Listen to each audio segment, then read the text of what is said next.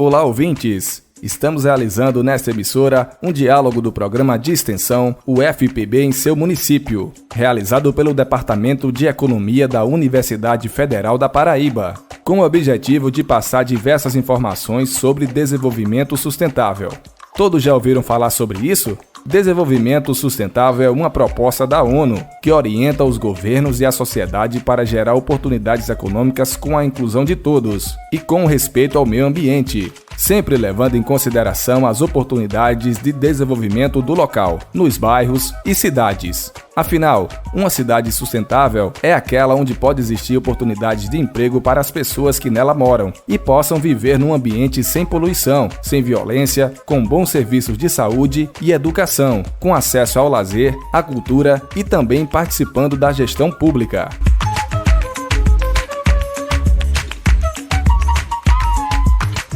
Em nosso programa de hoje, convidamos todos a participar de uma roda de conversa sobre um projeto que está vinculado ao esforço de valorização das culturas locais e regionais e tem uma concepção ampla sobre a questão da identidade cultural. Trata-se do projeto Apoio e Assessoramento aos Movimentos de Valorização ao Forró Tradicional, Apoio ao Forró, coordenado pelo professor Henrique Sampaio da UFPB. Ele será entrevistado pelos estudantes de Economia Lucas Bossan, César Teixeira e Arthur Marinho, e pelo economista Ernesto Filho, que realizam atividade acadêmica, difusão de projetos da UFPB para o desenvolvimento sustentável.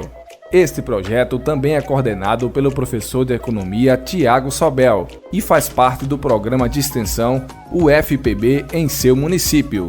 Se liga nessa conversa que vai trazer muitas informações importantes sobre a nossa cultura local e como podemos ampliar o apoio ao forró tradicional.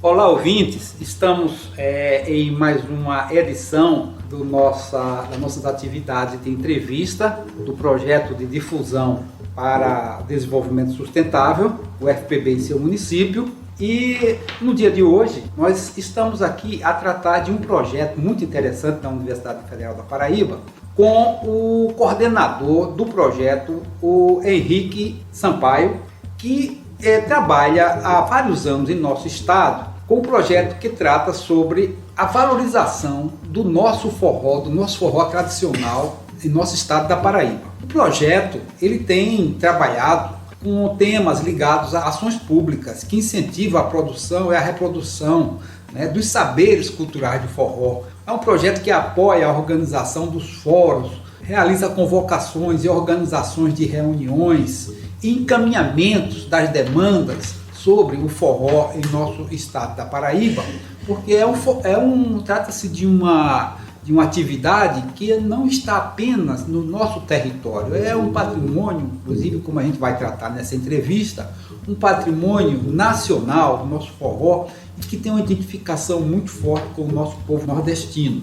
Então, o professor Henrique, a gente gostaria desde já agradecer muito pela sua presença e a gente gostaria que nesse bate-papo, onde está presente aqui a nossa equipe do nosso projeto, o Arthur Marinho, o estudante de Economia, César Souza e o Lucas Bossan, iremos em nossa roda de conversa tratar com vocês sobre a importância desse projeto, como que esse projeto ele se relaciona com a realidade do seu município. Então, professor Henrique, mais uma vez cumprimentando, agradecendo pela sua participação.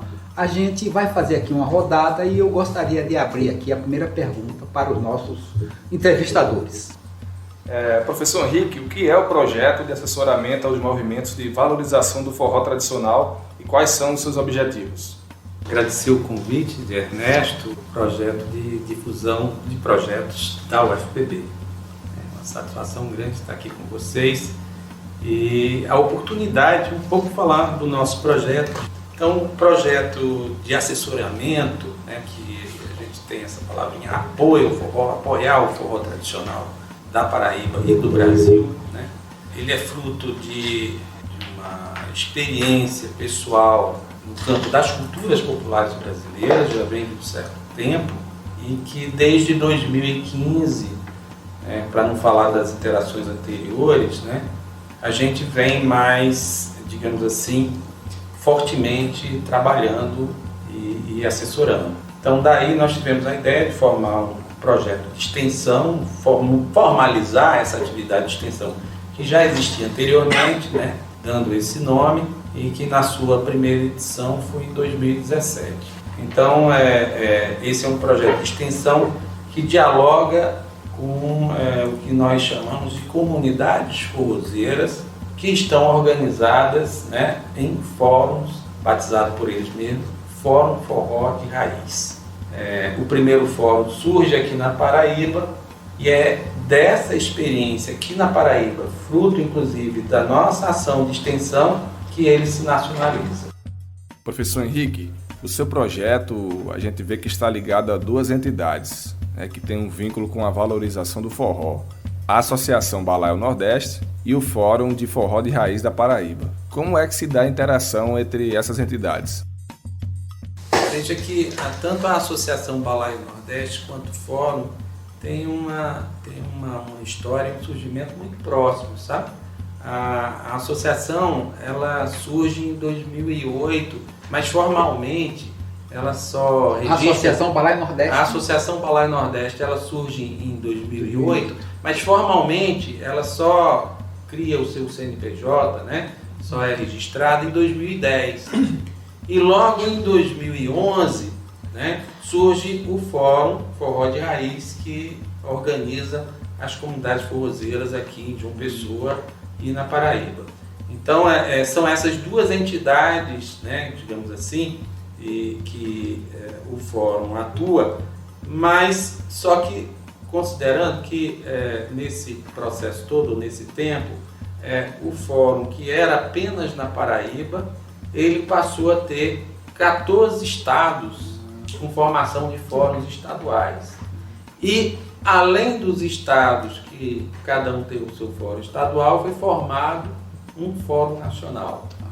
Então, na realidade, o nosso projeto, ele assessora os fóruns forró de raiz desses 14 estados, que são os 9 estados do Nordeste, os 4 estados do Sudeste, mais o Distrito Federal, que, por sinal, é o mesmo território com o qual foi registrado o forró como patrimônio, as matrizes tradicionais. Isso quer dizer que existem outros estados, além do Nordeste, onde as pessoas se organizam e valorizam o nosso forró, né? Tem outros estados, isso dos estados que solicitaram e demandaram a criação de fóruns. Mas, recentemente, nós estamos com, digamos assim, o surgimento de mais um, que é o Fórum Forró de Raiz de Goiás. Né? E já tem manifestações do norte do Brasil. O Acre já se movimentou e tal, mas ainda não criou. Né? Mas, enfim, existe uma possibilidade de se tornar ainda maior. Enquanto o fórum ele é essa organização das pessoas que valorizam o forró, que executam, que promovem o forró, a associação Balaio Nordeste, ela, pelo que me consta, ela tem uma sede, né? Ela tem um funcionamento físico. Explica um pouco, em linhas gerais, a Associação Balaio Nordeste aqui em João Pessoa. A Associação Balaio Nordeste, ela está situada hoje na rua Maciel Pinheiro 32, naquele prédio bonito, amarelo, da Associação Comercial de João Pessoa. Então ela funciona no térreo, ela tem atividades relacionadas à educação, lá funciona o que eles chamam de Escola Mestre Dominguinhos, que ensina a prática da sanfona, do violão, da rabeca, do fole de 8 baixos e de outros instrumentos considerados matriciais do forró. Maravilha, muito bom. Quais são as matrizes identificadas no forró tradicional e qual a importância disso? Isso é um dos pontos mais debatidos dentro dos fóruns de forró de raiz, né? Dizer o que é o forró, em certa medida, para discutir essa ideia de matriz, né? Que essa ideia de matriz está ligada a uma ideia do que é o forró tradicional, como nós chamamos, e que a comunidade forrozeira, de modo geral, diz assim, forró pé de serra, né? Forró pé de serra, alguns falam em forró autêntico, forró de raiz, né? Então todas são ideias, digamos assim, que falam um pouco dessa forma de expressão lá atrás, no seu início, que deu como uma grande árvore tão belos e grandes frutos, né? Então é valorizar esse aspecto do forró tradicional. E isso tem, portanto, as matrizes relacionadas aos instrumentos musicais tradicionais, né? E a ritmos tradicionais de forró.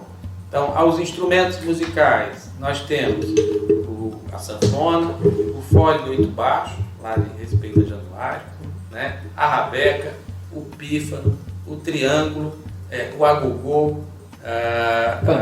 o pandeiro, o zabumba. Então, são esses instrumentos matriciais que ganham conotações um pouco, digamos assim, mais evidenciadas nesta ou naquela região.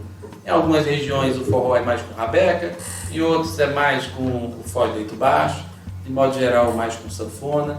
Então tem as suas peculiaridades locais. Então, professor, no caso, quando o senhor fala que as matrizes são diversos elementos que formadores do forró, inclui também os ritmos do forró, shot, chachado, né?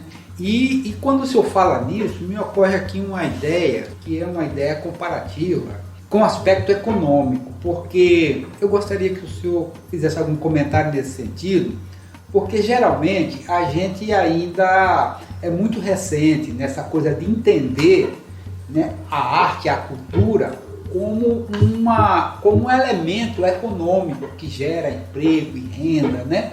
A gente, por exemplo, entende que quando você tem uma fábrica de tecido, existe uma cadeia produtiva, ou seja, diversos elementos que entram na produção de tecido que começam no campo, a produção de algodão, depois o transporte e tal.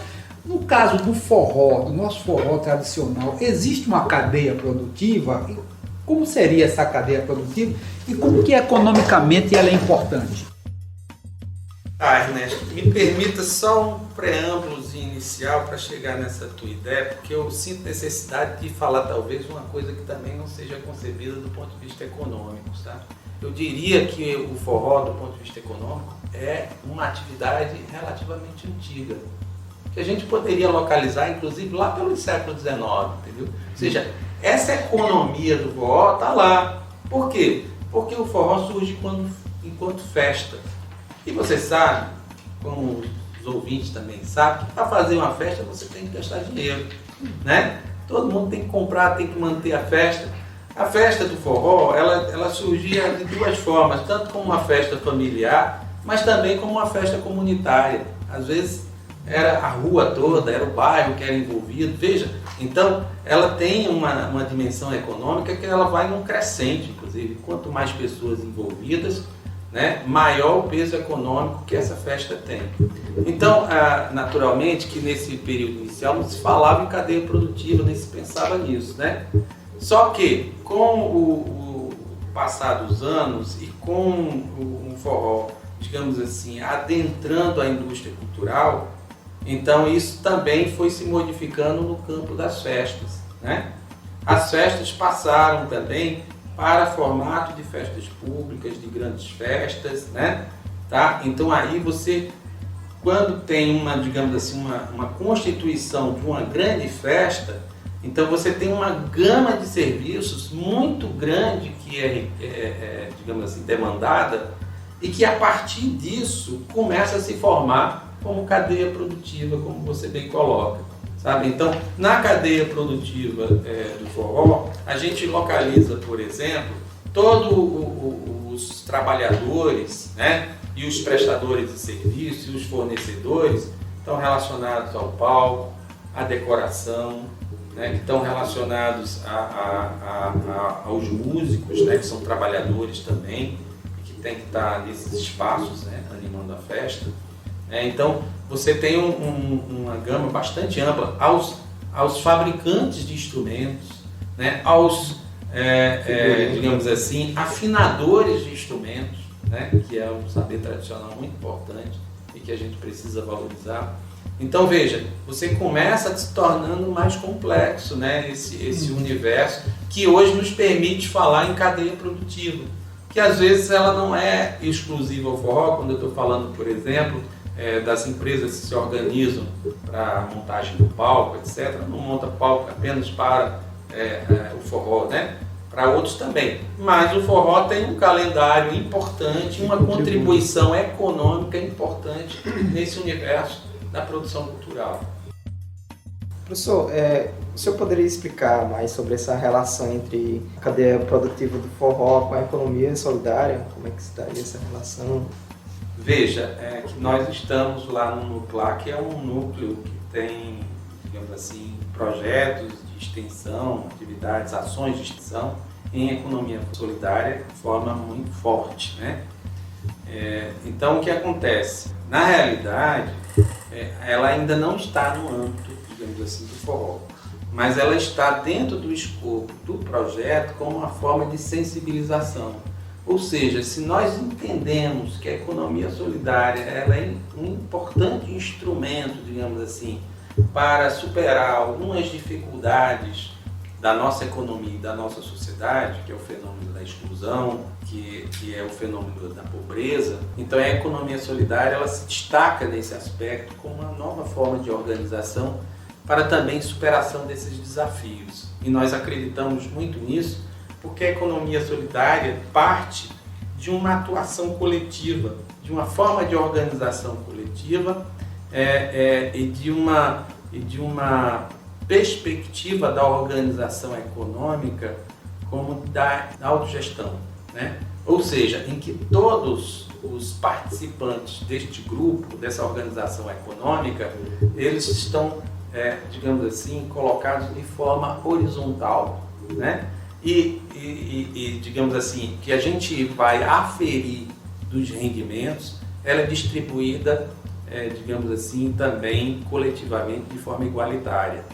Então, nós apreciamos muito os preceitos da economia solidária e achamos perfeitamente possível integrar isso dentro do forró como uma estratégia de superação das desigualdades. Por quê? Porque nós entendemos primeiro que nessa sociedade extremamente individualista, a saída ela é coletiva. E no forró, a formação de coletivos, de grupos, é da própria dinâmica cultural, né? Então, por que não apresentar para os forrozeiros uma forma de organização coletiva em que eles possam ser muito mais solidários, em que eles possam estar mais unidos e que possam, inclusive, vencer os conflitos, né? Os conflitos que são produzidos justamente pelas diferenças, né, que se estabelecem entre as diversas funções desses coletivos. Inclusive, professor, ainda dentro dessa pergunta que o César fez, eu acho interessante, me corrija se eu estiver errado, é que quando se trata do forró tradicional e a sua elaboração, a sua produção, a sua exibição, a sua manifestação, ela pressupõe a ação de diversas pessoas com seus saberes musicais, que detêm, né, conhecimento, intimidade com o instrumento, com a música, os cantores. E a gente observa que quando a gente fala do forró não tradicional, mas desse forró que é até conhecido como forró de plástico, esse forró daquelas grandes bandas, a organização ali ela se dá geralmente com alguém, um grupo que é dono daquelas bandas e que põe aquelas pessoas para fazer aqueles shows que muitas vezes foge do forró tradicional, e aquelas pessoas são quase como empregados, não?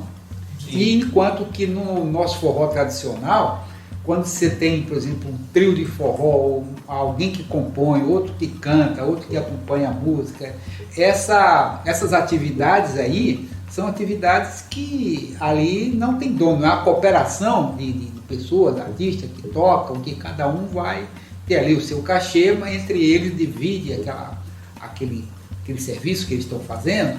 Seria isso? Seria uma forma de comparar ou não?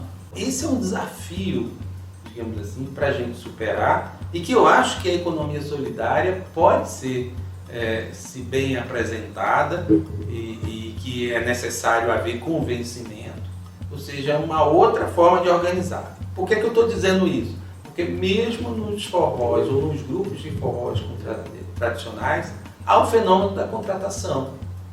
E no fenômeno da contratação, há valores diferenciados. Eu acho que se os músicos estiverem me escutando, eles sabem quanto é que custa um sanfoneiro, eles sabem quanto é que custa um zabumbeiro, eles sabem quanto é que custa um trianguleiro, e por aí vai, né? Um rabequeiro e tantos outros. E sabe que não é a mesma coisa, que tem valores diferenciados.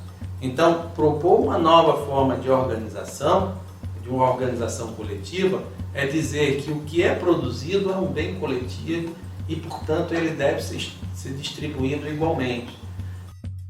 Professor, na Paraíba temos várias cidades do interior que têm em sua história forte relação com o forró tradicional.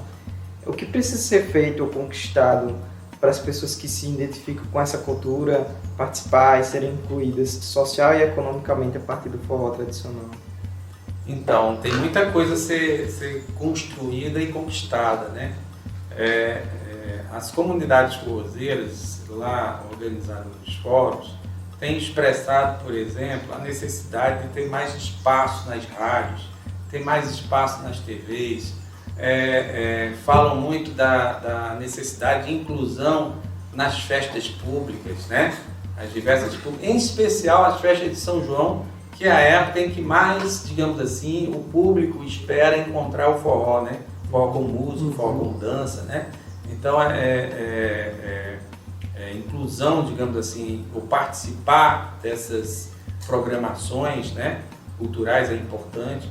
Agora, não existe saída individual, a saída é sempre coletiva. Por isso existem os fóruns de forró de raiz, porque para falar com um gestor, né, precisa, portanto, estar dentro de uma coletividade. A gente observa muito um fenômeno que é lamentável, mas acontece, que é de um artista ir falar e reclamar, por exemplo, um gestor, e a partir de sua reclamação, e por ele estar atuando sozinho, ele é excluído das programações artísticas.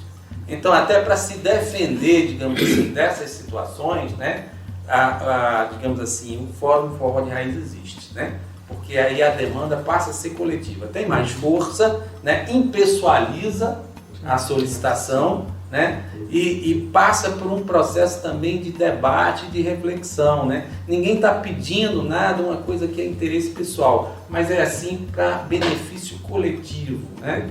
Então, essa é a atribuição dos poderes públicos, né? Beneficiar a comunidade, beneficiar o povo.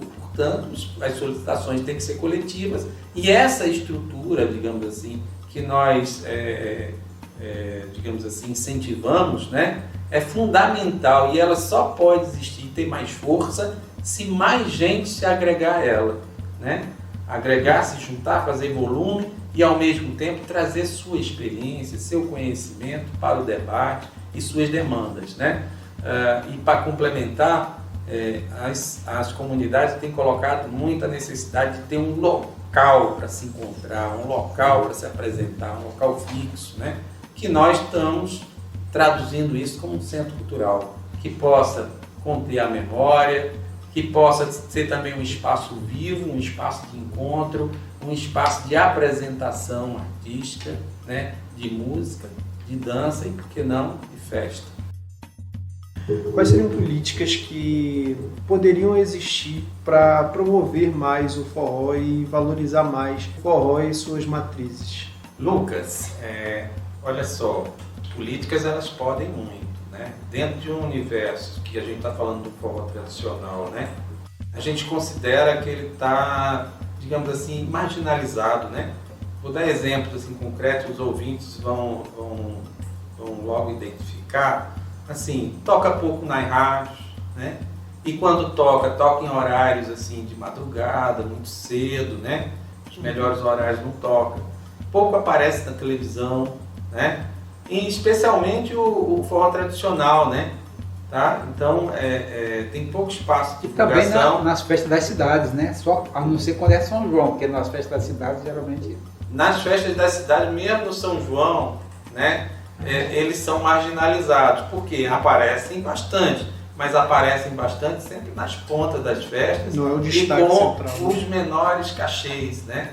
Com as condições, digamos assim, as mais simples, para não dizer outro nome, né? Então, pequenos palcos, um som pequeno, às vezes não tão boa qualidade, com condições de trabalho não muito adequadas. Só a título de exemplo, eu acho que os músicos, né, das pequenas cidades, que por acaso estejam escutando, vão saber que a forma de contratação para esses trios ou pequenos grupos é da ordem de 3 a 4 horas de show, de espetáculo, né, de apresentação. Enquanto que os artistas já profissionalizados, que estão no palco principal, no máximo tocam 1h30, né, e com cachês muito mais elevados. Então, essa é um pouco a realidade. E que os fóruns de forró estão se organizando, estão debatendo, estão colocando essas questões, né, e pensando como é que a gente resolve esse problema. Então, o poder público é fundamental, as prefeituras, né, os estados, o governo federal, é fundamental que eles possam desenvolver políticas públicas para, digamos assim, estratos dessa nossa sociedade, dessa nossa economia, que por si só não tem condições de superar. Entende? Então esse é o papel do Estado, nas suas 3 instâncias, né? Federal, estadual e municipal. Então pode criar naturalmente espaços privilegiados para constar nas programações artísticas das festas, pode melhorar o cachê dos artistas, pode dar melhores condições de trabalho para os artistas. E eu falo isso porque já vi apresentações artísticas em que não tinha camarim e não tinha sequer água. Entende? Então você imagina, uma pessoa está tocando e cantando 4 horas seguidas e não receber uma garrafa d'água, né? Entende? Então isso a gente está falando da precarização do trabalho, né? Então os governos, né, e as políticas públicas podem muito, né? Eu queria já aproveitar e dar o aviso que vai abrir a Lei Aldir Blanc. Se essa está se encerrando agora, né, mas ela vai abrir uma outra, que eu gostaria de incentivar que os forrozeiros se organizassem desde agora para colocar projetos e financiar suas propostas, né? É essencial essa política, e com isso eu digo, se há editais que foram frutos de uma articulação nacional que criou a Lei Paulo Gustavo e que criou a Lei Aldir Blanc, né, que passa fundo a fundo, né, faz um repasse de recursos, é importantíssimo que as prefeituras locais coloquem seus orçamentos, tanto na LDO quanto na LOA, né, recursos financeiros para a cultura. E se o forró, né, e a gente sabe que em muitos municípios ele é, digamos assim, a expressão cultural mais importante, que ele seja valorizado nesse orçamento, né, em programações, em atividades que podem não apenas ser de espetáculo, mas de educação, de circulação, enfim, na produção e reprodução desse bem.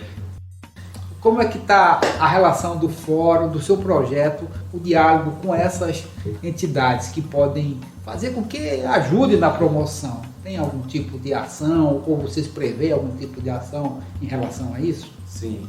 Antes de tudo, eu queria falar de uma coisa, Ernesto, que é importantíssimo o papel dos gestores públicos municipais, porque no ano passado também teve a Lei Aldir Blanc e a Lei Paulo Gustavo, e boa parte das prefeituras não executaram esse recurso, Ernesto. O dinheiro não foi executado, ele foi devolvido, né, no recurso que é repassado pela prefeitura e ele não é executado, ele é devolvido para o fundo do governo do Estado, então o governo do Estado passa a executar. Mas você sabe, como os nossos ouvintes devem saber, que quando ele é repassado pela prefeitura, ele tem um aspecto territorial, ele tem que ser executado ali no território daquela prefeitura. Quando ele volta para o governo do Estado, ele passa a ter uma outra situação, né? Tá? Então alguém que tinha alguma possibilidade lá no município para concorrer com os seus vizinhos e seus parceiros locais, agora, se ele for devolvido, vai ter que concorrer no âmbito estadual, compreende? Então isso faz toda a diferença. Então primeiro eu faria um apelo aos prefeitos, aos secretários, aos gestores de cultura municipais, executem o recurso, né? Executem esse recurso dentro do seu município, é importantíssimo. E segundo, que também faça a comunicação, a difusão da execução desse recurso, né? E que o execute de uma forma transparente, né? De tal modo que possa permitir o acesso da maior quantidade possível, né? E falando em acessibilidade desse recurso, é fundamental, né, Ernesto, que os gestores públicos façam oficinas para instruir as pessoas, né, que estão nesse setor cultural, que elas possam inscrever dentro dos editais os seus projetos, né, na conformidade que é pedido lá pelo edital, né. Então, às vezes é necessário fazer mesmo uma atividade de formação, sabe? Contratar oficineiros, né, e fazer essa formação. Então, faço esse apelo para os gestores municipais. Primeiro, que eles executem os recursos. Segundo, que eles façam essa formação, né? E terceiro, que execute esse recurso com transparência, né? Com isenção, e que possa garantir a maior participação possível das pessoas. O que vai trazer grande retorno, porque na hora que esse procedimento, professor, que você fala, o gestor, o prefeito, o gestor cultural, ele faz a divulgação, faz a oficina com os grupos, né? Instrui esses grupos a apresentarem os seus projetos e eles passam a executar, ou seja, ele passa a usar esse dinheiro do governo federal para financiar os grupos. Isso vai abrir uma possibilidade de se criar um calendário cultural na cidade, né? Isso pode fazer parte do calendário que a própria prefeitura tem, seja aniversário da cidade, seja nas padroeiras, seja nas festas juninas e nas festas natalinas, por que não, né? Então, criação de novos eventos. Então, eu acho que isso é muito importante nesse seu projeto, a gente chamar a atenção para as cidades, né, para os ouvintes, porque isso é uma responsabilidade muito séria. Isso é também um direito da população de buscar isso, né? E acho que parabenizo aí o projeto por ter essa preocupação aí com esse tipo de situação. Professor Henrique, como é que a gente consegue entrar em contato, né, mais próximo com o seu projeto do apoio ao forró? Então, feitas essas considerações, agradeço muito essa nossa conversa, né? E deixar aqui os contatos, né? Se alguém quiser saber um pouco mais sobre o forró tradicional, se tem interesse de saber como é que está esse cenário do forró, se quer entrar nos fóruns do forró, então pode acessar, né, o nosso e-mail, apoioalforró@gmail.com. Pode acessar o nosso Instagram, Apoio ao Forró, @Apoio ao Forró. Pode acessar também o Facebook. Se vocês botarem lá Apoio ao Forró, também tem um perfil do Facebook. Isso só para falar, digamos assim, do nosso projeto. Mas quem tem interesse pelos fóruns, né? Os fóruns têm redes sociais também, né? Então tem o Forró e Patrimônio, que é uma plataforma lá de São Paulo, uma página lá de São Paulo. O Fórum do Rio Grande do Norte também tem, o da Paraíba ainda não tem uma página, mas está para ser criada, né? Então, entrando em contato e fazendo essa pesquisa dos fóruns de forró de raiz, com certeza será localizado. Nós temos aí uma outra página importante, porque o Fórum Forró de Raiz tem realizado um evento já que está na 4ª edição, chamado São João na Rede. E aí tem uma página do São João na Rede que vocês podem conectar. Tem o canal do YouTube São João na Rede, né? Tem a Associação Cultural Balaio Nordeste, que tem canal no YouTube, tem Instagram e tem Facebook. Em todas essas redes sociais pela Balaio Nordeste também é possível entrar em contato, né? Enfim, esses são os canais que as pessoas que quiserem saber mais, se integrar, se for forrozeiro, forrozeira, se junte, venha para cá, venha para os fóruns de forró de raiz, procure as associações de forrozeiro, procure a Balaio Nordeste, se integrem, né? E serão muito bem recebidos, tenho certeza, pelos que estão organizando esses fóruns e essas instituições. A gente agradece muito aí a sua participação. Quero mais uma vez agradecer aqui a colaboração dos nossos membros desse projeto, o César Souza, o Lucas Bossan, o Arthur Marinho e a você, né, por participar desse projeto. E espero que o nosso público aí que está nos ouvindo, eles possam fazer retorno para você, Henrique, através da Associação Balé Nordeste ou aqui da Universidade, pelos contatos que você fez, né, para a gente poder, quem sabe, se reencontrar. Eu que agradeço, Ernesto.